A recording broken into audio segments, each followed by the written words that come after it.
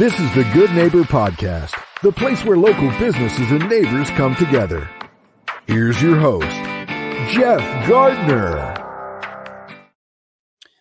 Welcome to another episode of the Good Neighbor Podcast. Today we have another good neighbor on, Jeff White with Jeff's Junk.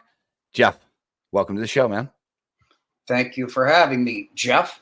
Two Jeffs, all good to go. Won't forget that. I won't write that down. I'm all good. Beautiful, man. Well, we're looking forward to getting into this conversation I was talking about in the pre-show. We've seen a lot of your stuff. We've seen a lot of your Jeff's Junk. You guys got a pretty good business going on. So I'm looking into peeling back the layers, learning a little bit more, learning about your why to building it and who you serve and what's the purpose behind it. So let's start right from the top. What is Jeff's Junk?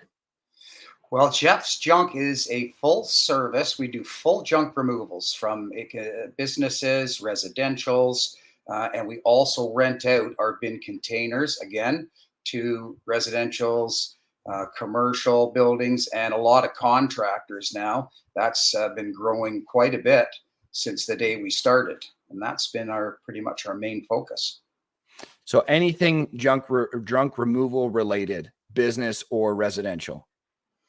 Anything they have. It's funny. We'll do, you go to do a little garbage removal and it turns out to, removing in a complete maybe household, or then you end up in the backyard and we're removing sheds, demolition, pools. We've taken out even pools as well, like above grounds. And we have last year or 2 years ago, we started doing some in-ground pool removals.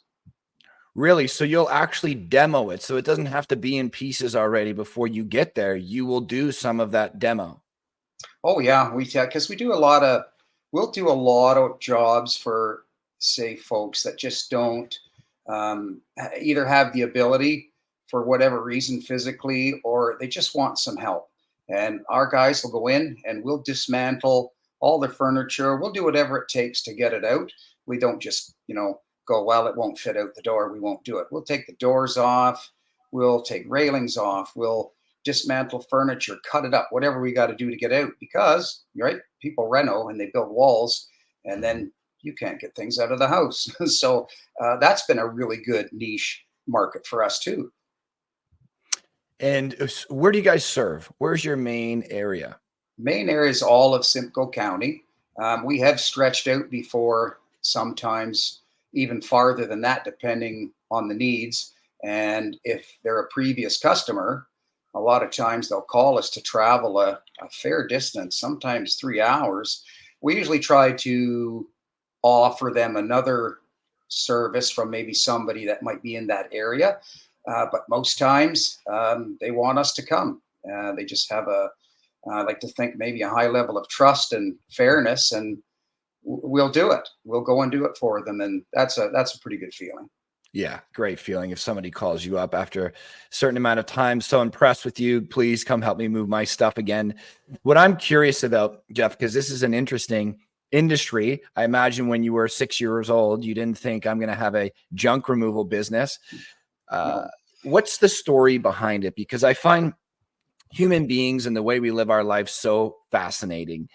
There's always an interesting story behind it. So to peel back the layers a little bit to find out what led you to this, what led you to opening your own business, as entrepreneurship is not easy. There's a lot more employees than there are entrepreneurs.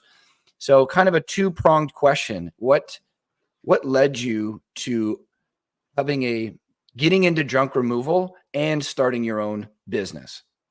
Okay. Well, it's kind of I'll shorten it up a bit because it'll be too long, but we started a company back in 1992, a different company, and it does groundskeeping, snow removal, all on a sort of a large scale, and big equipment. And that business is still running. It runs today, and it's its own identity. But with all our commercial accounts that we would have with that business, we used to remove a lot of junk and garbage that would get dumped on the commercial sites, usually at the end of the month when there's a move out, right? People are moving, or there's a change in residence for people. A lot of people, instead of calling the junk company or taking it themselves to the dump, they just find a little place somewhere and dump it off. And that's how it started way back in 92. And we would remove all the commercial junk. So, and over the years, we kept getting asked, gee, can you come and do something at my house? Or I have a friend. And we used to sort of stay away from it because we were just so busy with everything else. And then one of my sons, my youngest son, was in high school. And he said to me one day, why don't we do the residential junk business? Because I was toying with it and we were buying a new truck. And he said, I'll do it for a summer job. I'll go out in the truck for you. So I thought, okay. So just like that, as simple as that, we went down, we bought a hook lift truck, couple of bins. The next day, we had both bins rented out. And my son, youngest son, he started running the bins. And then we ordered, 10 more, 10 more, and 20. We just kept going. And then my oldest son, he came over from the other business. He's over to this side now. And he's sort of keeping a close watch and runs that business for me now quite a bit. And my youngest son is still around here and there, but he sort of travels the world a bit now, so we don't see him as much as we used to see. But that's how it started, just on a little thing like that. Try it. I'll do it for you, Dad. If it doesn't work out, you know what? We can still use the equipment in the other business. And from there, it just went. It's amazing how something so big can come from such a small idea. I love that it came from family, and it seemed like the seed was already planted because you're already moving some junk around commercial side. But then your son comes up, Dad, let me give it a shot. And then you guys go from there. So is it both businesses you still run? Both businesses we still run daily. They both run full tilt. Like I said, they're separate entities because they do completely different things. So we do have some crossover sometimes with our employees because, if we have a time where we need a few to move to the other company and maybe help with some landscaping or what, they'll jump in hand. But if we have some big removals, we'll have guys from the groundskeeping side, snow removal side, those fellas and ladies will come over and help junk, because sometimes we'll take 8 or 10 people to a junk job. So they're not always little jobs. So that's what I was going to follow up with next, to just get an idea of the scale. What's the team size? How many people do we need for junk removal? Average size job? Well, it depends on what you're doing. We kind of take a little different view on that sometimes, and it's worked super well for us. But we can do it because of our businesses, the two businesses. So a lot of times you'll see, like, there are other competitive companies and they'll run maybe 2 guys in a truck, and that works well. You can run maybe 3. That works really well. But sometimes we get so busy, and people, when they decide it's time to move junk, they may have saved that junk for 20 years and they're never getting rid of it. But when they decide to get rid of it, they want it gone yesterday. So sometimes we show up, instead of 2 guys, I'll send 6 or I'll send 8, sometimes 10, depending what it is. And we're in and out of there so fast, and the people love it, and they just feel good when it's done.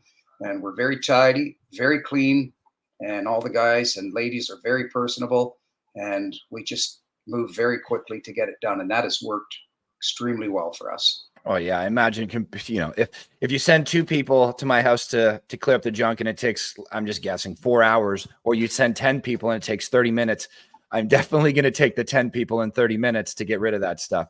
So I love that you guys have that flexibility. And I was not aware about the second business, that you can kind of pull people from either side to help get the job done when need be.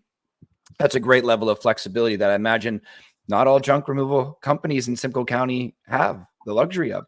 So maybe that's something that sets you apart from your other competitors. Something that we really like talking about on the show, as I was talking to you about in the pre-show, and maybe even at the beginning of the show, sometimes I lose who I've said what to, because I say a lot of words throughout a day, but is information. We're looking to educate the public. So when we talk about myths and misconceptions, we know that when you have inaccurate information in your head, you're basing your next decisions on poor quality information, which is going to change your life in some way, maybe big or maybe small. But if somebody could clarify that information, make it accurate, make it higher quality, now you're making new decisions, which can change the trajectory of your life. entirely, sometimes in smaller ways. So we like to educate the public. The myths and misconceptions about any industry, people have incorrect information in their head. We ask the experts to clarify some of that information. So is there any myths or misconceptions when it comes to the junk removal industry that is out there right now that we could help clarify for the audience? Well, some things we've come across, and it's it's actually kind of a good feeling for us, because when we show up, say, to do a quote, some of our quotes are done over the phone, but we always confirm them with a personal visit, even before we start. But usually people are really surprised, or a lot of them, when we show up and the person doing the quote might be my other son or myself, and we're coming in, you're showing up in a nice, clean vehicle. We're showing up dressed up nice and clean. We put on, little booties to go in the house if we have to wear our boots, shoes off. We look clean. They usually go, "You're the junk guy?" We say, "Yes, we're the junk guy." And, when we come with our equipment, we keep our bins very clean and up to date. Like, we wash them. They look nice. It's just a garbage bin, but it's really important, especially when you're bringing it to someone's home and you're putting it in the driveway. And the trucks, same as the trucks. We're not just bombing around in a clunker that's just making it down the road. These are new, state-of-the-art hook lift trucks, clean, washed, inside, outside, all the time. We try to keep them as spotless as we can. And we find that works well. People want you to come to their home, and it works well for us if we're clean, looking up to date, and professional. We're taking it seriously when we come in. And that's been something that's worked really, really well for us. Yeah, I can only imagine it gives that professional feel that the junk business doesn't have to be a dirty business. If I'm going to get somebody to remove my junk, am I expecting somebody to come in this beaten down truck, holes in their shirts? Clarifying that for us is, it's a professional business. We're providing a professional service, and there is a high quality to our business. When you show up in the clothing with the booties, that's an extra step that not all businesses would take in any industry. But the fact that you guys are even going as far to clean your bins, it just shows the level of care that you put into your business, which I imagine transfers onto the client's experience. So I appreciate you clarifying that for us, because I imagine, like you said, few people, some people have that in their mind, that junk in my mind is dirty. So that means everything attached to that name must be dirty. But it shows that it's not true, that it's a professional business, and you guys take care of that well. So yeah, pivoting a little, try to. Yeah. And I have seen you guys, and that is definitely the representation that I've seen from you guys. So I can attest to that. I see you guys a fair bit. So pivoting from business a bit, Jeff, we love to know about the person, right? That's really where we can really connect. Of course, we want to know about your business and services and how you can educate the public, but we want to know about the person behind the business as well, as much as we can. So we like to start off with, what do you do for fun? And most of our entrepreneurs that come on the show say, well, I love my business. It's the most common answer. My business is fun. But I think life is really the game that we're playing, and business is just a facet of life. It's just a category of life. So outside of business, what does Jeff get up to that puts a smile on his face? Well, you know what? There's a lot of things now in my life, because I'm 58. Yeah. It's amazing how smarter you get, right? When you get older, right?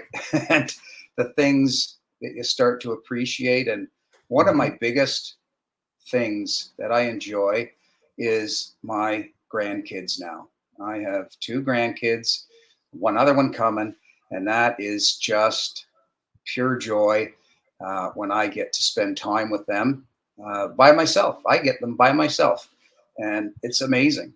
And it's different from when my dad did it, because back in those days, my dad wouldn't be taking anything, 2 years and under and looking after. And I love it. And it's an absolute joy. I'll drop everything to go do that. And we'll, get about town. We'll do all kinds of things and adventures together. That's probably my biggest joy. And after that, I like riding motorcycles. I enjoy the freedom, the wind, the air, and just getting out with some guys and tootling around, and also puttering at my own home, just working at my own house in the backyard. And usually that entails my grandkids coming over. Yeah. So sometimes we're slow. We're really slow at getting things done, but boy, do they learn a lot. And I sure learn a lot. And I've sure gotten a lot better patience, which is pretty amazing. And I tell you, that's just the best thing in the world for me. I love that. And I have so many questions because fatherhood, I'm not a dad yet. It's going towards that direction. And I don't really see a higher pinnacle for men than to be a father, to create another human being, to have a lifelong commitment to mentorship, to put them in an environment, to protect them, to raise them up right. I mean, my business is important to me, certainly one of the most important things in my life right now. But once I have my own child, I imagine that is going to change drastically. Mm-hmm. So you're talking about your grandkids. What do you think it is that brings you so much joy from hanging out with these youngins?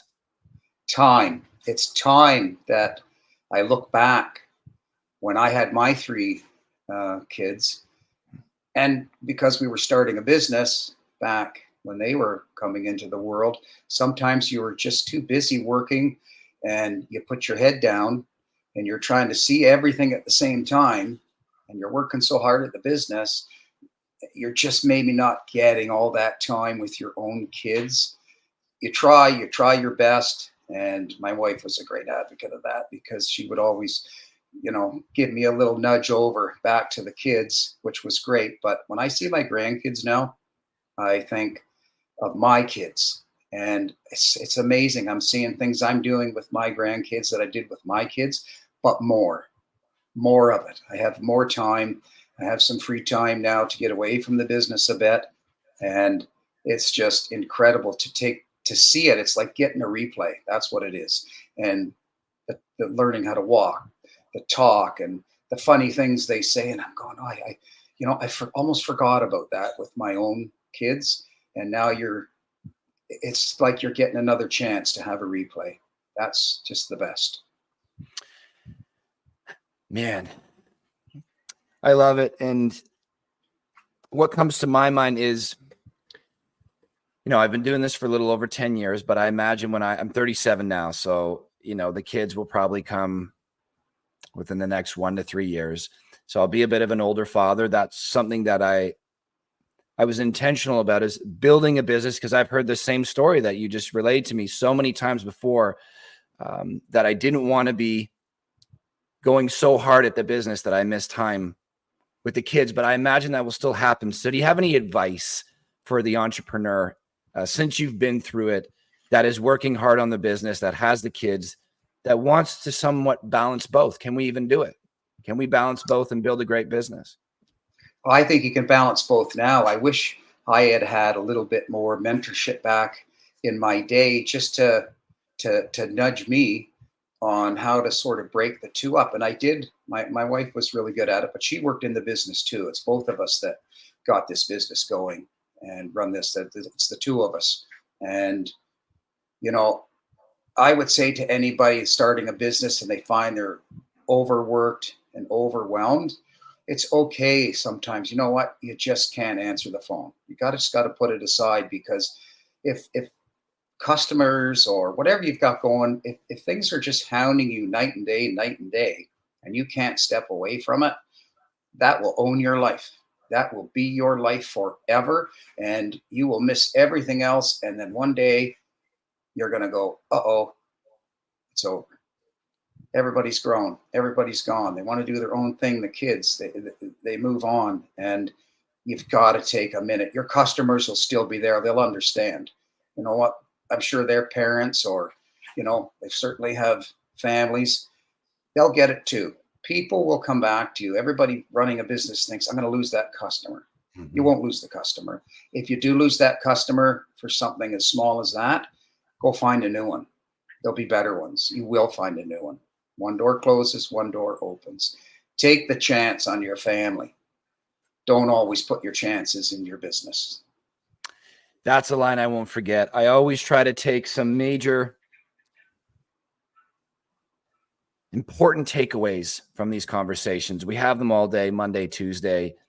So it's hard to remember every part of every conversation. But if I can take away a couple of poignant quotes away to help me in my life, take the chance on your family, not so much on the business all the time. Well, that's something I'm going to remember. And when you talked about your business owns you, you talked about mentorship, something I talk about on this podcast all the time because mentors have drastically changed the trajectory of my life. She taught me at a young age in my 20s, she says, ask yourself, does your business own you or do you own your business? And I said, well, how do I know? She said, can you go away for a month and have your business not only maintain, but grow? I was running a gym at the time as a personal trainer. I had my own little studio there. I said, absolutely not. There's no way I could go away for a month and have the business grow. So she planted that seed long ago. And luckily we have a large team now and can take a little time off, but I won't forget that, Jeff. I appreciate that. A really important conversation or a question for the show is we talk about doing hard things. Every person that comes on here is an entrepreneur. Every person that comes on here has had loss in some way. Just taking the avenue of entrepreneurship in your life, you're doing hard things. It's not for the faint of heart. So I find that I do addiction counseling on the weekend. I like to let people know about that because it gives a little context into why we ask some of these questions. All the conversations we have in those counseling sessions are hard conversations, right? We're dealing with the challenges of life. And I think that's made me a better marketer, a better business owner, probably a better person, I would argue. But I still find that people have a hard time sharing their hardships, even though it's a given. If you're a human, you're going to have hard times. But we look at it as failure or something that I could be judged for, ridiculed for. And the way I look at hard things, trials and tribulations of our lives, is that's where we grow. We don't grow when our life is super easy and comfortable. We grow from being challenged and having stress added to our lives in some way. And we want to be a part of the trend that gets people to embrace their hardships a little bit more. I look at it as almost like a badge of honor. I lived through that thing, right? And I've survived it and I've become stronger for it in some way. I really believe that we grow through discomfort. We can find out what we're capable of. So we like to ask the guests on the show, any trials and tribulations, life hardships that you've been through that probably sucked in the moment, as our body lets us know pretty quickly if we're going through a hard thing from certain symptoms, doesn't feel great. But when you look back in hindsight, you wouldn't remove that ingredient from the recipe that makes up Jeff White because it made you a better person, made you enjoy your life more. So I can get into, well, it can be business and personal. They kind of combine together, but I'll give you a little bit of personal things on myself, and I'll talk about it pretty openly, which I was pretty closed about for many, many years because I just didn't want to think about it. So about 23, 24 years ago, when we were getting our business going, I was diagnosed with cancer. So very young family. I had a newborn baby, 6 months old, and I had two other children that were, 5 and 6.5-ish, I think. And when I heard that and we were starting our business, I obviously thought life was over. And what I was going through, they couldn't give me an answer at the start. Are you, my first question is, I have babies here. Like, will I be here for these babies? And they didn't know. I said, we don't know. Once we got through many things, I lived about 6 weeks not knowing that answer. I finally got an answer saying, we're going to do our best. Here's what we're going to do. And that's 23, I guess about years ago now. Still here, thank goodness. But the life lessons in that were fun. I could talk for days, I think, and hours explaining to people what I went through. There's so many people like me and maybe have gone through more. So, but here's the biggest part of that. I went all those years from that, recovered, kept going, was able to keep things going, and this cancer should not come back. And 2 years ago, knocked on my door again, came back. So let me tell you how devastating that was, because now I got through my children that I prayed and prayed and prayed that I could be here for. Now I found myself praying and praying to be here for my grandkids, to see them grow up, to see them get married. I wanted all those things. And back in the first time around, like I have 2 boys and a daughter. The daughter's wedding is always the big wedding and I tell you, I prayed to be able to do that, and I got my wish. It was unbelievable. But then it came knocking 2 years ago. Little subtle thing, found out I had it. I'd come back, didn't know what was going to happen. It took me back to all my thinking from 23 years ago. It came back in a second, and all the people that helped me to get through it. And you have to look forward. You have to keep going. You can't stop with anything. And my wife always says a great thing. She always says, don't borrow trouble. Do not steal trouble from the future, because it might not be there and you'll ruin today. There's another day gone that could have been here.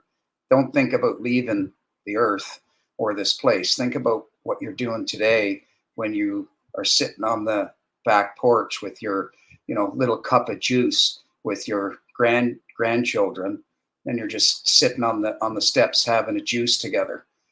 That's the most important stuff in the world.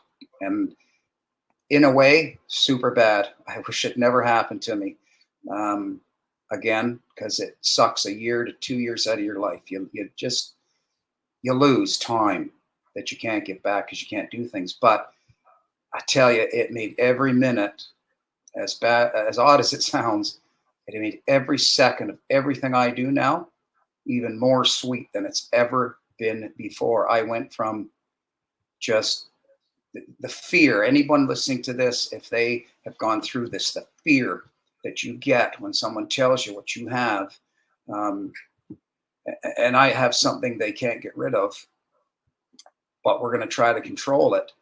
When someone tells you that, you don't know what your end date is, but it may not be as good as somebody else. But I'll tell you, the sweetness of every moment of every day of getting up, and I see my wife, and I come to work, and I see people, I see my grandkids, I do things with them. You just live every second more than you can imagine. It's almost euphoric. It's unbelievable. And I try to bring that with me everywhere I go. I try to bring it to my employees. I try to bring it to customers. It's always a great day. Every day is a great day. And not that you'd wish anyone to go through this to feel that, but if you know that song from Tim McGraw, Live Like You Were Dying, just have a little listen to that song. And if you haven't had to go through something like this, might help you understand how you need to just take everything in each day. I never really knew what it meant when people say to you, just live each day, Jeff, to the fullest. Just enjoy every minute. And I'm going, how can I enjoy every minute with this thing in the back of my head? What's going on? I finally figured it out. And I do. And I let that control my life now. I don't let the other stuff control my life. And that's pretty special. And I feel pretty lucky now, even what I'm going through. And I'm doing great. I feel great. I'm in a good place. I'm working. I'm outgoing. I'm healthy now. And I'm just going to keep going and take everything and never take a second for granted, ever. Damn. First off, thank you for sharing that story with us. Super impactful. I have many conversations about this exact thing. It's one of the most important things in my life. But I think what you tapped into is really some of the most important lessons a human being can learn. I have all my rules for life inked onto my arm because I take life very seriously. I want to enjoy it as much as I can, and I don't want to veer off track too much. And the first one, number one, is 1440. That's the number of minutes in a day, to not waste them. Every day you wake up, you get another 1440. And then the next one is, remember, you will die. Even though you had this illness, from day one, we were all stamped with an end date, but many of us don't live like that. It's not until we get that phone call or that doctor's appointment to say, yeah, things are worse than you thought. And many wasted days go by. And there's some people that don't put effort into enjoying their life. And I was one of those people for a period of my life. So my value of time changed considerably when you brush up against death a little bit, when life seems to be like, it may be ending a little sooner than I thought, as I didn't go through cancer like yourself, but I had my bouts with the fragility of life, we'll say that. And my appreciation for time and for people and for these moments went up considerably. So am I happy I went through that experience? Mine was a dependency thing. It broke my leg and it went to painkillers and things like that. And it was a very difficult experience, which has now led me to the addiction clinic on the weekend, helping people move through the same things. But your appreciation for time and for the moments and knowing that you almost lost it, it changes your outlook on life. And I don't know that there's anything more valuable than that, because time we don't get any more of. So if you are, if a valuable moment for you is just having that juice with your grandkid and that you are content in that moment, I think that's kind of. It's important. If you can find the contentness, you'll just keep doing it. You will find it, and it is unbelievable. Everything is good. There's nothing bad that day. Everything is so good. And I carry those little things with me all the time. It's a great lesson, Jeff. It's a great story. You almost got a little tear out of my eye, man. It wouldn't be the first time on this show. Okay. These questions, they tell us a lot about the human experience, and it's a powerful thing. I didn't share that story a lot up until sort of last year. I haven't really talked about it much in my life. And I learned from, I went and did a little bit of counseling with this incredible woman, and we'll just call her Miss Monique. And let me tell you, that woman was amazing, changed my outlook. I wasn't going to do it. I'm glad I did it. So, and a couple of things you just spoke of about maybe the road you went down. Keep talking, talk to people, find somebody, because it's incredible how much it will help. Oh, yeah. Yeah, I had to do that. That was going back to 26, so a little over 10 years ago. First time I thought, I can't do this on my own. I need some support. Mm-hmm. And that led into learning the things that I needed to learn and valuing my life more, valuing time more, being more grateful for things. And my outlook on life changed, and my productivity changed, but my enjoyment, quality of life changed to the point where I wanted to help other people get through it. And hence the addiction clinic on the weekend, helping them move through those challenges. It really is that important to talk about these things. I'm glad that you click on that level, as some people still have a hard time. They're ready when they're ready, or maybe they won't be, but we try to be a platform, because this is about our community, not just about promoting businesses and bottom lines. We're really trying to enrich the lives of other people. I think this is one of the ways to do it. So I really appreciate that deep story, man. You're welcome. My pleasure. Back to business. Out of all the time you've spent doing this, specifically about the junk removal, if you could distill down all of that valuable information into one thing you would want our audience to know about Jeff's Junk, what would it be? Well, I think with our company, we're very reputable. We're very honest and transparent with things. We never, ever try to not tell our customers things just because they want to hear them. And, you know, people will sell you anything. They'll tell you things just to sell you jobs. We don't do that.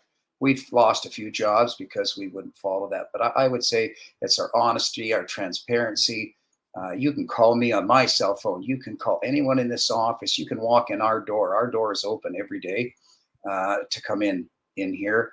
And we want to treat people the way we would have people come to our home and treat us. Because when we go to their home, you know, that's their sanctuary. And you've got to go in there and try to be as kind and as gentle as possible sometimes with the things you're removing, because there's reasons for it. So, you know, you just gotta just be honest, be very fair, and enjoy your day with the people you're working with. I love it, man. Super important traits for a business, especially in our community that we live in, we work in, we're consumers of each other. Honesty, values, treating people fairly. to pivot a little bit, I don't put this question in the questionnaire because I don't want people to script it. When I was younger, when I started taking life more seriously, I studied broadly, not so deeply. I was trying to find my interests in life. Where are my skill sets? What am I most interested in? And ended up, distilling down into 5-6 things that I really talk about and study now: philosophy, psychology, mentorship, entrepreneurship, health and fitness, foundation of my life, but impact quite a bit. At the end of the day, we're born, we die, and we will have an impact. What do we want it to be? And are we thinking about it? So this is something I'm fascinated in. And one of my mentors taught me, she encouraged me to think of this. I was 23 when I met her, and she said, think about your impact up to this point. Have you thought about it? The answer was no. Reflect on it. Is it something you're proud of? Is it something you regret? Consider your impact for each day, because you may not be here tomorrow. There's no guarantee that time will be given to you. And then forever long you are here, what do you want your impact to be? Now, some people consider this legacy. I don't really consider legacy because I'll be dead then and I won't know anything about it. I'm talking about more so, what is my impact while I'm here on this planet? I'm born, I die. What do I want it to be? What is that net positive? So we like to ask the guests on the show, what do you want your impact to be, Jeff? My impact, biggest, is on my family. I want my family to know that, I'm a good human being. And I always did my best, no matter what it was. And even if you fail at something you're doing, you always gave it your best. And I want all my family, friends, colleagues, I want them to know that I want to be a good person in this world. I want to spread some happiness and joy. I want to take things I've learned and leave it with everybody. I want everybody that one day goes, oh, I'm doing this because I saw Jeff do this, or he told me this thing once, and that'll stay with them. And because I have things like that, I think, oh geez, somebody said that to me like 30 years ago. And that's what I would like to resonate with people now. And when I'm not here, I just want them to have good feelings, have a good feeling about me, and they feel good.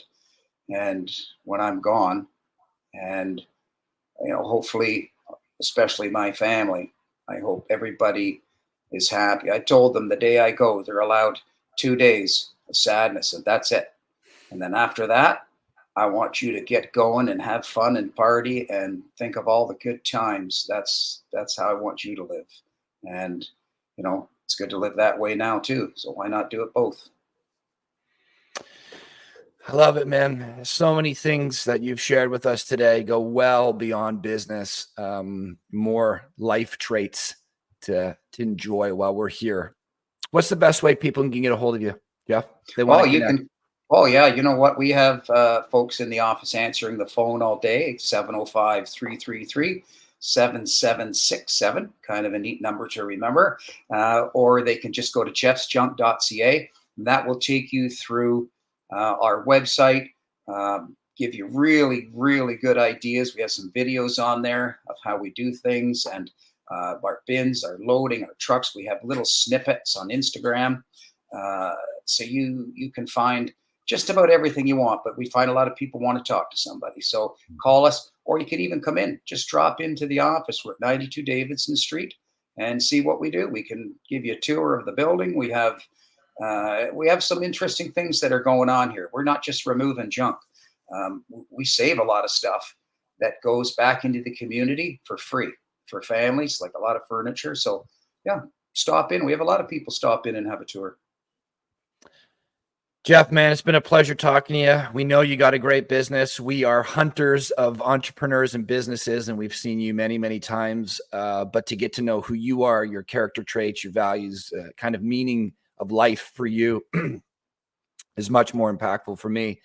You taught us a lot today. It's great having you on the show, man. Well, thank you for having me. I really appreciate you inviting me, and I hope some of these things will help someone else somewhere down the road. Oh, I'm sure they will. You have a great day, Jeff. Thank you so much. Thank you for listening to the Good Neighbor Podcast Midhurst. To nominate your favorite local businesses to be featured on the show, go to gnpmidhurst.com. That's gnpmidhurst.com, or call 705-413-3775.